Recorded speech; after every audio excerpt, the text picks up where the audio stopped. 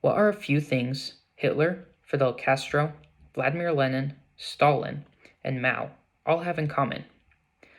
They're all morally reprehensible, and they're all leaders of socialist movements. I'm a political science major that almost spends too much of my time studying and learning about political theory. And I care deeply for this country, which is why I've decided to devote so much time in politics. Today, I will convey to you why you should believe that socialism is evil. We will talk about the moral arguments against socialism, how socialism has been implemented in the past, and how it destroys American values. What is so morally wrong about socialism? Socialism is all about the government redistribution of wealth. In a socialist utopia, the wealthy pay taxes and the government gives that money to the poor.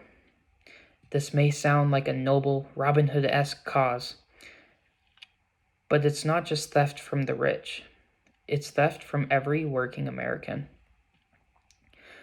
Why does the government get to redistribute something that they have not earned and give it to other people that have also not earned it? One analogy that I came up with that many Americans could relate to is this. Imagine the NFL introduces a rule that says anybody with more than, say, 3 Super Bowl rings has too many, and they need to give the rest to the NFL. And if they don't, then they go straight to prison. Well, then the NFL decides that they want to give those rings to teams that have never won the Super Bowl. I understand that this analogy is overly simplified, but it's the same idea. It is immoral for the government to take my money and give it to someone who has never earned it. But let's take a look into the past to see some other countries and how they have tried to implement socialism. Before we get into this, though, I know that at least a few of you are wondering about Denmark, Sweden, Norway, because Democrats like Bernie Sanders have constantly referred to them as socialist countries. Well, the Prime Minister of Denmark has actually specifically told Bernie Sanders to stop referring to them as socialist because they're not. But with that out of the way, one of the most popular examples of socialism comes from the National Socialist German Workers' Party, also known as the Nazis. We all know how that turned out. As socialists do, they instigated stringent gun control laws, specifically on groups that they didn't like. The government was able to systematically shut down businesses they didn't like. They had so much power that they could easily eradicate an entire race of people that they didn't like, who also conveniently did not have guns.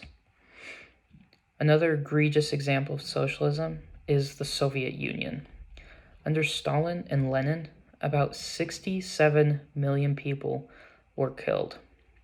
An estimate from independent.org of the total deaths caused by socialist governments comes to roughly 170 million in the 20th century. Then there's Venezuela, which is the perfect example of modern socialism. According to usmission.gov, in 2019, the average income in Venezuela was a meager 72 cents per day. And 96% of Venezuelans live in poverty, and 70% live in extreme poverty. This is a direct consequence of socialist policies. Socialism is a scary word, for good reason, but why should Americans care about it? America was built on capitalism, wealth, success, and freedom. Democrats want to do away with all of those. According to a new Gallup poll, 57% of Democrats view socialism positively. 57% of the left is in favor of the system that has killed over 170 million people, contributed directly to the Holocaust and World War II, and has put 96% of a country's population in poverty. Socialist views are not fringe. They're not far left. They are mainstream Democrat views that have nearly made it to the highest office in America via Bernie Sanders and Kamala Harris. This fact alone should frighten you. My objective since the beginning was to convey that socialism is evil and fundamentally immoral.